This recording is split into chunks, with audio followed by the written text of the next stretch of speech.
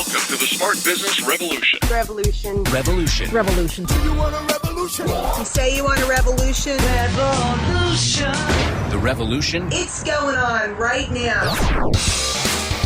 Welcome to The Revolution, the Smart Business Revolution podcast, where we ask today's most successful entrepreneurs to share the tools and strategies they use to build relationships and connections to grow their revenue. Now, your host for The Revolution, John Corcoran.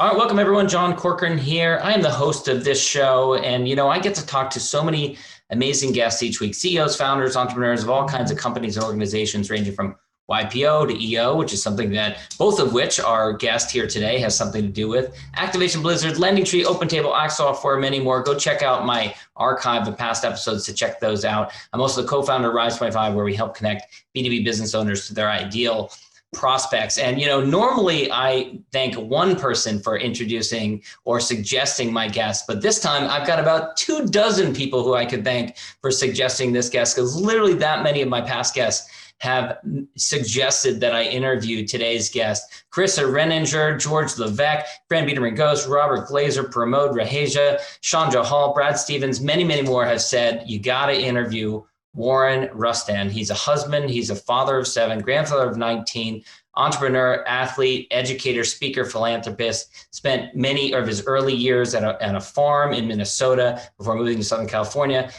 If I read his entire biography, you would not believe it. It sounds like it's from a movie. He was drafted to play for the Golden State Warriors, enlisted in the Army, worked in the White House. I'm going to ask you about that. I'm asking him about that in a second. And of course, spent many years in entrepreneurship and a leader, and is now an author of a new book, which we're going to talk about in a second. But I don't want to talk too much. I want to keep the focus on you, Warren. It's such an honor and a pleasure to have you here with us. But first, we have this shared background. We both spent time in the White House. You are at slightly higher level than I was, I say in all humility. But you've got this crazy, amazing story at the intersection of history. And it's amazing to think about you at this crazy turning point in time. You came in during the Nixon years, and you were there when Nixon had to resign and Ford took over. But tell us the story of this amazing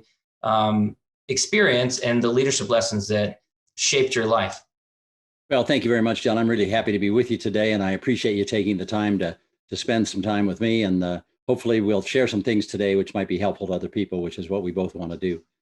So I applied for a White House fellowship in 1973, not knowing much about it or what it was about. I was 29 years old at the time, had already led a couple of companies successfully. And so it was an opportunity for me to see how I compared against other young people who had started their careers across the United States. It's not an internship. You're paid a full salary, commensurate with your job and responsibilities and so forth. So there were several thousand people that applied by hook or by crook. At the end of 11 months, I was named as one of 17 White House fellows, and I ended up on the staff as special assistant to then Vice President of the United States, Gerald Ford. During that period of time, that was the last 9 months of Watergate for the history buffs on your show and who watch your show.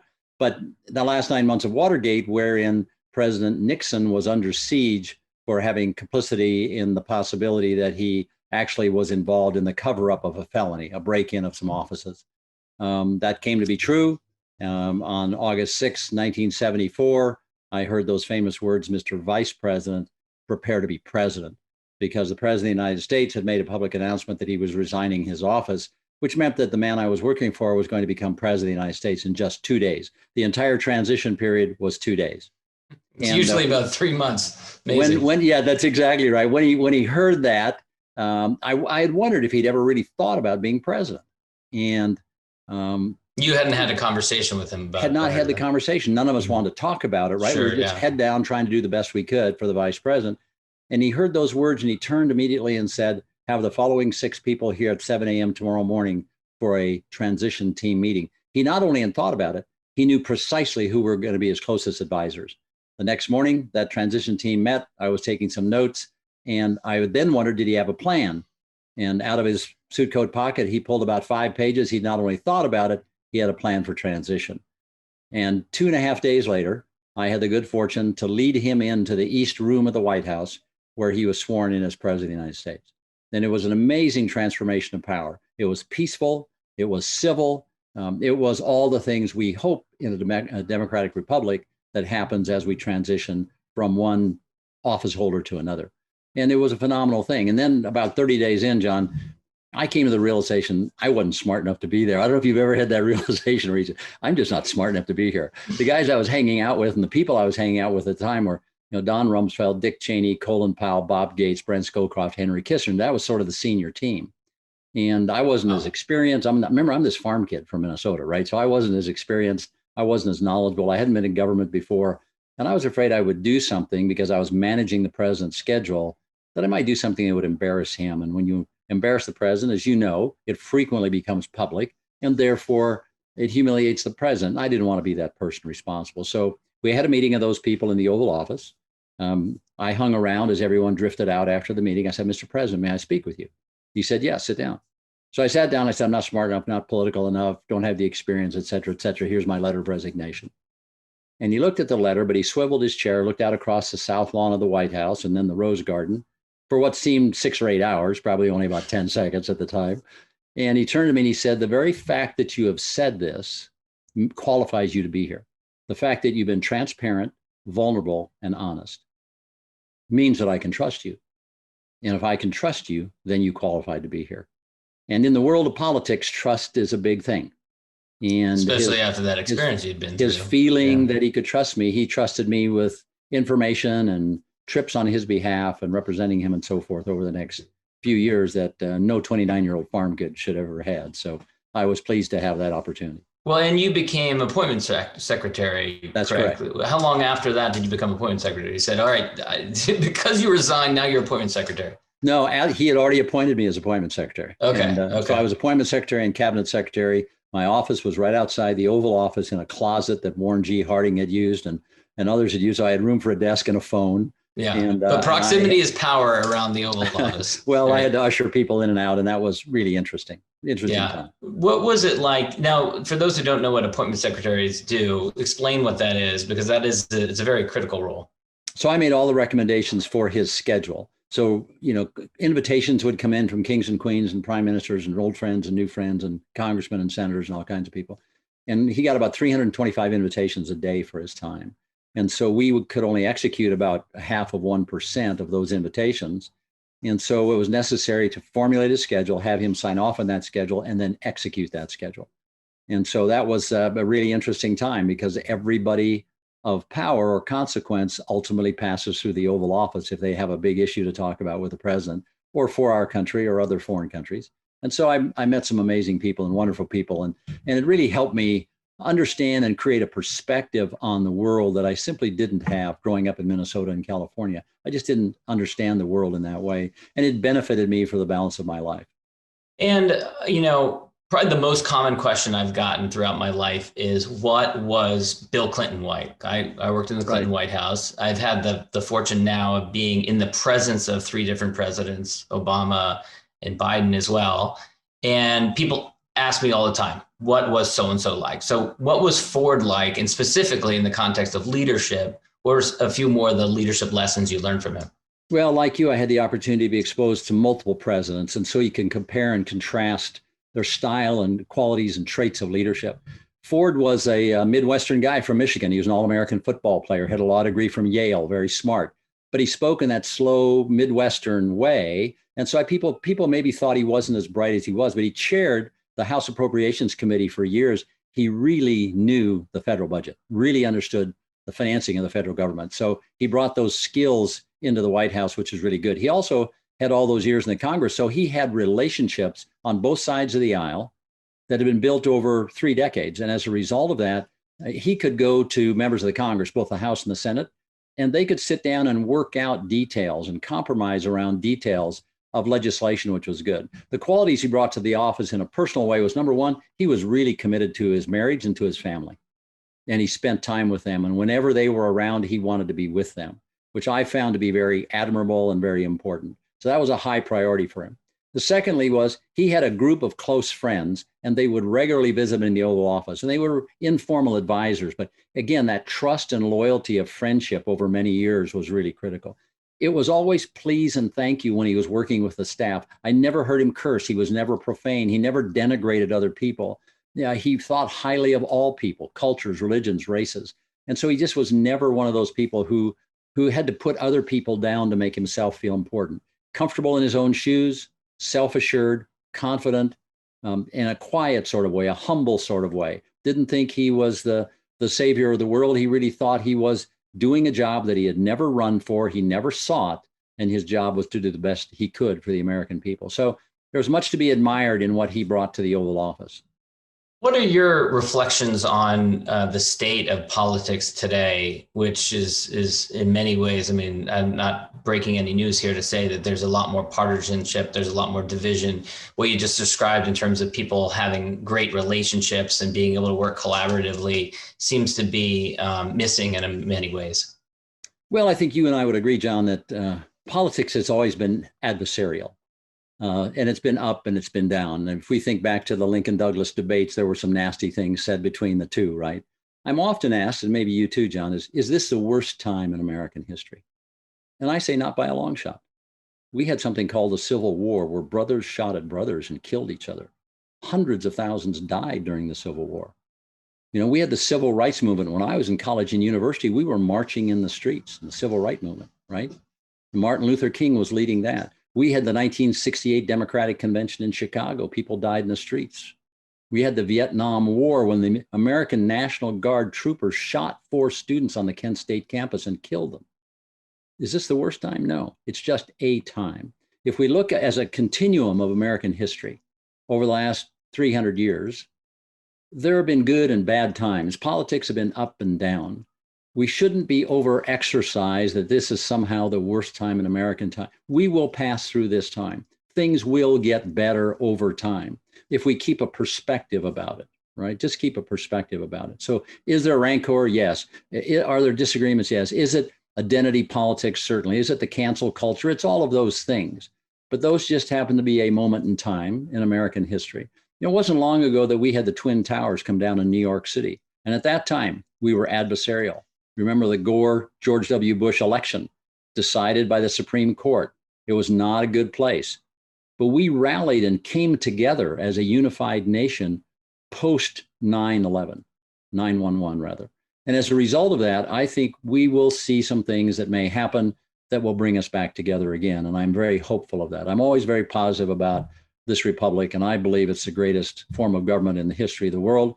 And I think we're going to be okay. I couldn't agree more. There's a lot of focus and attention on bringing private sector skills and abilities and experiences into the public sector, but not as much talk about the other way around. And what's interesting to me is that you and I kind of take the same approach. We took some of what we learned in the public sector and have applied it to the private sector. So for you, in your years then in entrepreneurship and board leadership, serving as CEO of billion-dollar companies, talk a little bit about how you then took those lessons that you learned working at the White House with President Ford into the private sector and all the entrepreneurial pursuits that you were involved in. Well, there's the subtlety and nuances of politics, which you and I have a better understanding of because we served in the White House, or just that knowledge is helpful. I think also the knowledge of public policy and the impact that public policy has on the private sector. So as we lead in the private sector, having that knowledge of how do you access public policy? How do you influence public policy? What are the ramifications or meanings of certain kinds of public policy? All of that helps us in the private sector. I think there's a lot to be gained. And I always encourage, particularly young entrepreneurs, spend some time in government, run for office, be appointed to office, serve in campaigns, get to know politicians well, understand how they work and operate. That will help you in the private sector.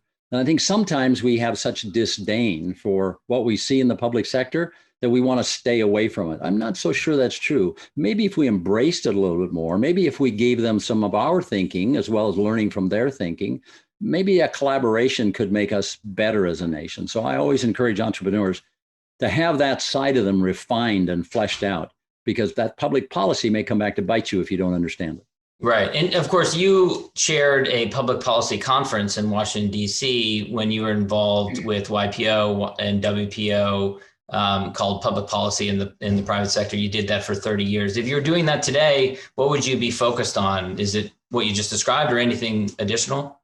Yes, I'd want to bring people together that want to work with other people who want to collaborate around a common interests, right? We can always get the extremes. There are extreme lefts and extreme rights, there always will be. And the pendulum is going to swing back and forth between those extremes. I think that good policy and good legislation and good activity really has to meet somewhere in the middle, that sort of 60% of the electorate, right? That operates a little closer to the middle, both for Republicans and Democrats, libertarians and others, independents. I think if we can bring together those people, then we have a wonderful opportunity to do better things with our government and to encourage better people to be involved in government. I think something we're missing right now is we have so many people who see this as their career. They want to spend their life in elected office.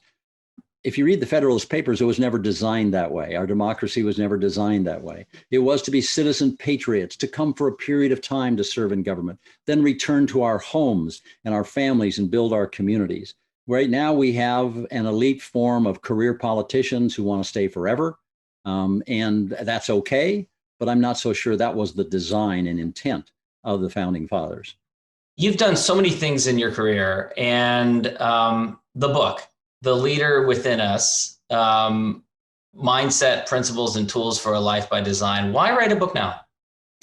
Well, people have been after me to write a book, I would guess, for 20 years. And a while back, 10, 15 years ago, I was giving a speech and there were some editors of Forbes and Advantage Books and so forth in the audience. And afterwards, they encouraged me to write. It still took me several years. And I suspect probably because I wanted to put my ideas down about how do we live a life by design, the tools that we need, the thinking that we need around designing the life we actually want to live. I suspect too many of us, John, are caught up in living lives by serendipity or chance or luck, as opposed to saying, this is what I want to do. For instance, when my wife and I first got married, I extolled the virtues of growing up on a farm. And I said, I'd like our kids to grow up on a farm. And she said, well, I think that'd be great too. So we went out and bought a farm.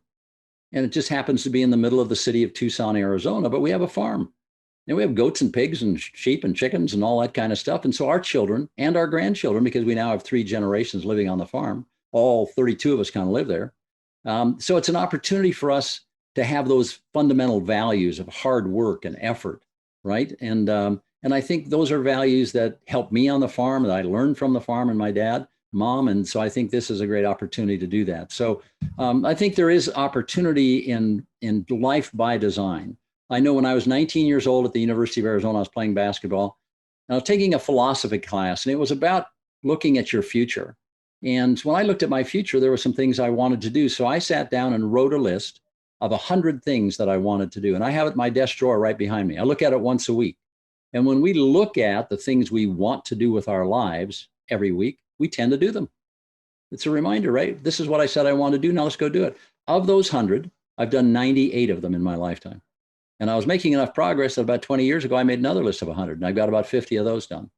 There are 2 things I think I'll probably never get a chance to do. But other than that, I've accomplished most of that list, 98 out of 100. Okay, I got to ask what the 2 are.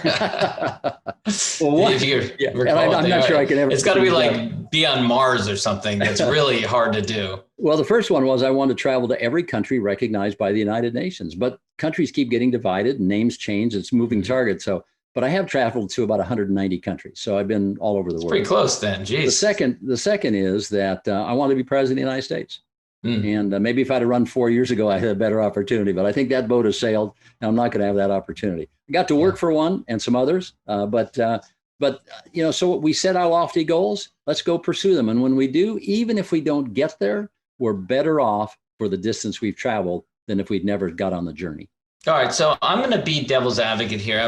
Let's say I'm listening to this, I'm watching you talk, and it's like, yeah, sure, Warren, it's easy. You got your farm, you've been really successful, and your family can live there. But let's talk about, being a leader in the midst of your career and how to maintain that type of balance in the midst of it. I mean, did you Did you have that kind of balance where family was living on a farm when you were in the midst of your career, busy running billion-dollar companies, or is this something that you were able to build later? And how do you maintain that balance while you're in the midst of running companies and scaling them up?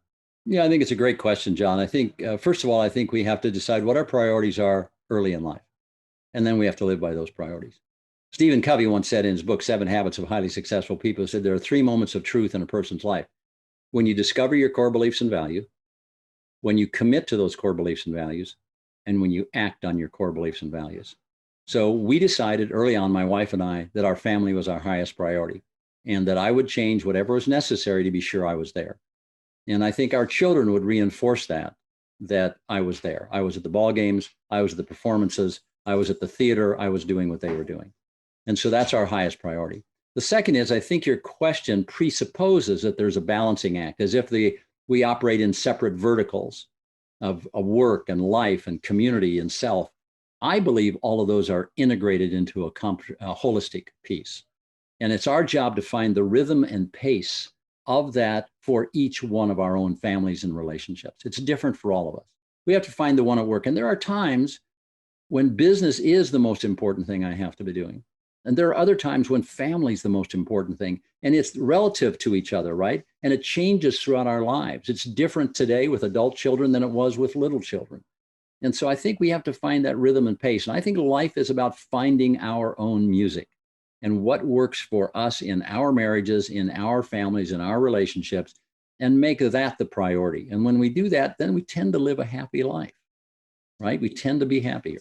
I love to ask people about who was the most influential on them, who imparted the lessons on them, who helped them along the way. And your father had a big impact on you, especially growing up on the farm in Minnesota. So talk a little bit about what you learned in terms of leadership from your father. Well, I was the only boy, and so I was always with my dad, right? We were mucking out the manure, and we were feeding animals, and we were cutting hay and all that sort of stuff. So I got really close to him, obviously, and I was really interested. One of the things he learned is the first principle in the book that I write about, clarity of vision. Before he would go plow a field or harvest the grain, he would stand at the edge of the field and I'd be by his side. And I recall so vividly, he would say, now, what is the outcome that we want here? What do we want this to look like when we get done? That was really my first understanding of having a vision for something, right? Having a precision about what we're thinking about. And then he would put that in his mind, and then he would go out and do that in that field. He'd do it with the animals we had, with all kinds of things. He was a great influence on me around clarity of vision. And then once he had that vision, the second great principle, certainty of intent. He would act with intent on that vision every day. And by doing that, he built the life he wanted to build and drugged me along. Unfortunately, he died at a relatively young age, so I didn't have him my whole life. He didn't get to be with me when I was in the White House and leading companies and doing other stuff. But he was a wonderful influence on me. Let's talk about leadership lessons from a crisis. And as we record this in March of 2021, we're coming up on the 1-year anniversary of when the world stopped spinning on its axis, and we had the COVID crisis. Take us back to a year ago, March of 2020, and what went through your head as that crisis started to unfold. And I know you recorded a series of interviews, for example, you did some trainings at the time, but how did you approach it? Yeah, so I was traveling in China. If you go back 14 months ago, I was traveling in China, Vietnam, and Thailand with our second oldest son. And we heard about this little bug that they had at a place called Wuhan in China, but nobody was paying attention. There's a little bit of an epidemic, but it was no big deal. By the time we get back in early February, it was a big deal. And by early March, we were talking about lockdown and all the prescribed issues that we've been talking about for the last year. So we gathered our family, all of us together on our little farm. We gathered our family and we said, this is likely to become a pandemic. If it is, it will affect our lives. The last one in 1918 and 1919, the Spanish flu, had an enormous impact, killed 500,000 Americans, 20 million people worldwide. If it's a pandemic, this is going to be important. How should we think about this? And we collectively talked about it for a while. And then we decided, let's take a 2-year time horizon from March of 2020 to March of 2022. That was the time horizon. We didn't think it was going to be over in a few months or a few weeks. This was going to be a long-term haul because there's no vaccine for anything like this, right? And so we took a 2-year time horizon. We decided how we're going to buy our groceries, how we're going to associate with each other, how we're going to avoid getting the disease to the greatest extent possible. It's never perfect. So there were, in all of the 4 categories of life, family, business, community, and self, we established 3 priorities in every bucket. In family, the first was protection. How are we going to protect our family? The second was security. How are we going to secure our family on our farm? How are we going to do that? All right. And the last one was, how are we going to organize our family to get through this? Because it's going to be different than we were organized normally. Then we went to business. Okay, what are we going to do in our businesses? Because behind me in this office, I've got 3 boys who are CEOs of their own companies. And so how are we going to organize the business? The first is cash flow. You've got to hoard cash. You have to recognize that cash is really king during a crisis. The second is revenue. You have to pivot your company if it's exposed, right? Or you have to change directions, but you have to create more and better revenue. And then the last piece of that is people. If we don't take care of cash and revenue, we can't take care of people who work for us. So we had to do that. So those were the 3 things we decided to focus on. And then what about the community, which is our 3rd highest priority? We're very involved in the community here in Tucson. And we knew that was going to be impactful. So what we did was we said there are 3 things that we need to do. Number 1 is we need to serve the community. No matter how bad it is for us, if we go serve somebody else and be servant leaders, we'll be better for it. The second is we need to idea share with other people in the community about what could happen, what some remedies might be. And then last, we decide we need to partner with elements of the community to make the community stronger. And we've done all 3 of those. And then with self, what would we do in the crisis to protect ourselves? 1 is we had to work out every day. You had to be physically strong. 2, we had to eat well, nutrition. And 3, we had to get decent sleep. So we had to protect our bodies. We had to protect our minds. So we're ready. So I apologize for the long answer. I hope that's helpful to you. But that's how our family approached it. That's how we thought about it. And we think those lessons can apply to almost everything we do. No, it's amazing. You answered like fully, completely outlined answers, like with multi-parts to it. It's amazing. I love the answer. And as we look towards 2021, 2022, we're in the midst of the vaccine rollout. Interestingly, the economy, in many ways, parts of it are on fire. Other parts, obviously, some parts like restaurants are hurting. What are you focused on, or how do you see this future for all of us playing out as the vaccine is rolled out over the next year?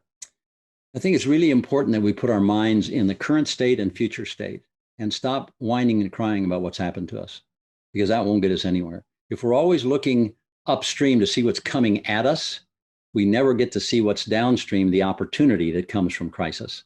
So focus on current state, take care of ourselves. And the second piece of that is, let's look downstream. There's some huge opportunities that are being created by this crisis.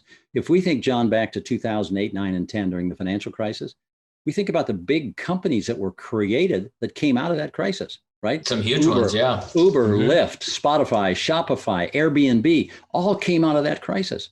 I believe there are 11 or 12 big trends that are occurring right now before our very eyes that are going to be a part of our future in a big way.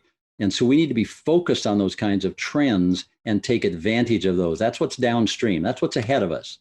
And if we can lift our eyes to the future rather than focusing on what's happened to us, we have an excellent chance to come out of this in a better place. Any final thoughts on leadership and what types of leadership will be required as we move towards those new opportunities?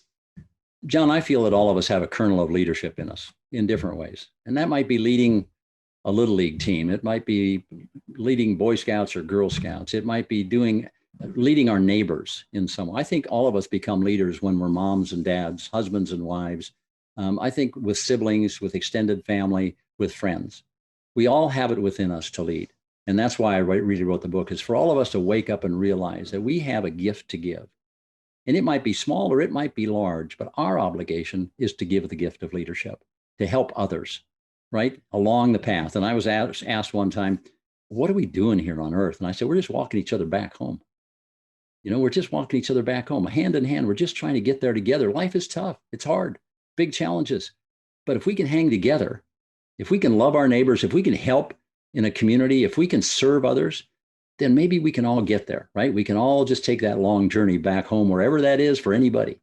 And so I think the lesson of leadership is that all of us have the opportunity to be leaders in different ways. And all of us have the opportunity to live the life that we want to live if we have clarity of vision, certainty of intent, and recognize the power of our values. Two final questions, Warren. First, as you look around at your peers and contemporaries, you're such a well-connected guy through your years in YPO, WPO, EO. Who are there, what peers, what contemporaries, what other speakers, what other authors, what other thought leaders, what other business leaders, who do you respect? Who do you admire? Well, respect and admire huge numbers of people, because I remember I'm that farm kid who just has been fortunate in my life. But the guy that has really set himself apart as a friend and as a role model is Bob Gates, the former Secretary of Defense.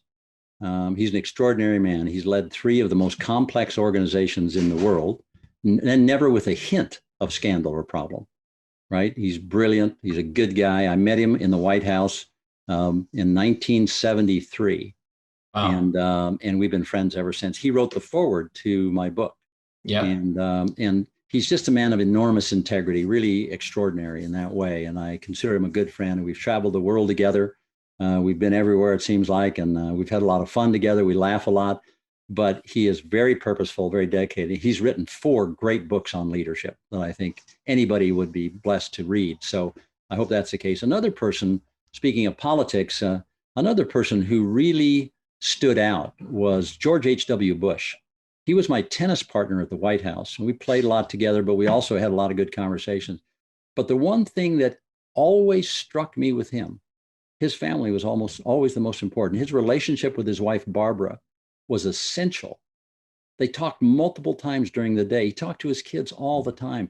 He raised a great family with his wife, Barbara, and he always deferred to his family in critical situations. And I found that to be very telling and very important, and was very helpful to me as I found my own value set right around family. But he could lead a life, many arguably would say he was the most qualified man ever to be president, given the positions he held. And yet it was always about his family. And so I found that to be really noble and really interesting. And I could go down a list. There are scores of others, just scores of others who are exceptional. Yeah. And the Bushes built their own family compound, much like you have, which I've family connections to Kenny Bunkport. So I've seen it before. Beautiful, the other end of the country from you. Yes, that's right. Yep. Yeah. And then, last question, let's pretend we're at an awards banquet, like the Oscars, the Emmys, something like that, where you're receiving an award for lifetime achievement for everything you've done up until this point. And we all thank our family and friends, of course, and you're welcome to do that. But in addition to that, especially looking back in your career, looking at your childhood, you mentioned your father.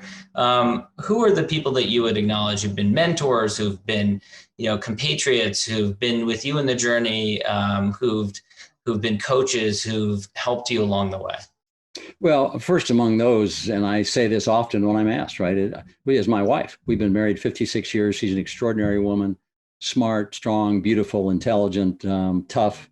And she's just raised a great family. I was just sort of along for the ride. I mean, she's done a great job with the children and grandchildren, and they seek her out. When she asks them to do something, they've never said no, even with little kids. They respect her so much, love her so much. She's amazing. Among those also would be a wrestling coach in high school. In high school, I got to feeling pretty good, and my ego was pretty strong, and I thought I was about the coolest guy in the entire world. I was student body president, first in my class, a great basketball player, all those things, right, that go to our heads.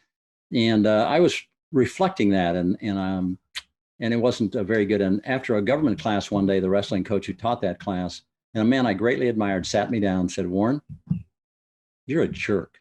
And if you don't stop being a jerk, you're not going to have any friends in this world." He went on to explain to me what I was doing. And for a man that I admired that much at that time in my life, 18 years old, to have the courage to step up and have a difficult conversation with me, it really changed the course. Now, do I have a strong ego? I'm sure I do. But it must have stung in the moment, I imagine. In the moment, it was a powerful learning moment for me. And man, it took my breath away. And I thought about that for days and weeks. And I began to adjust, and I found that I had better relationships when I was less full of myself. And every once in a while, maybe some of us get to feeling like we're pretty cool and pretty good, and I just have to step back from that. And my wife and he kept me in place. And then my college basketball coach, Bruce Larson, there are people like that who have been a huge influence in my life. The Leader Within Us, Mindset, Principles, and Tools for a Life by Design by Warren Rustand. Warren, it's been such a pleasure. Where can people go to learn more about you and connect with you? WarrenRustand.com. There are about 18 episodes of Facebook Live on a variety of topics. There's stuff on YouTube. There's all kinds of stuff out there if you want to just sit back for a second and listen. None of it's long, but hopefully some of it will be inspirational for you and some things you can do to alter your life and live a life by design. John, it's been great to be with you. Thank you so much. You are such a good questioner and you have such a great show and an influence across many, many people. And we really appreciate that. Oh, man, I really appreciate that. Warren, thank you so much. Thank you. Thank you for listening to the Smart Business Revolution podcast with John Corcoran. Find out more at smartbusinessrevolution.com. And while you're there, sign up for our email list and join the revolution. Revolution. And be listening for the next episode of the Smart Business Revolution podcast.